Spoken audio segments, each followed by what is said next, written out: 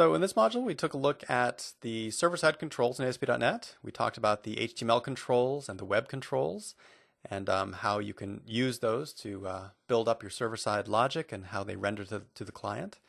Most importantly, we talked about how these controls retain their state across postbacks so that anytime you place data into a server-side control, it intrinsically keeps that state as the page is posted back to itself.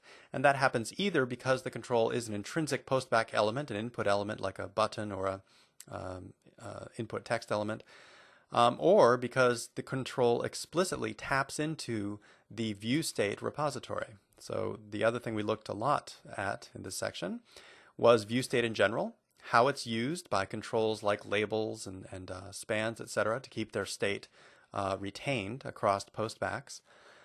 We also hopefully gave you some indication of when view state can be detrimental. If you're using a lot of data binding in your controls, your view state field can grow very quickly, and that can increase the size of the request and response beyond what you would want for efficiency.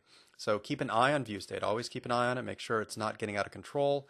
And we talked about a couple situations of where it's okay to disable view state and where it's probably not okay.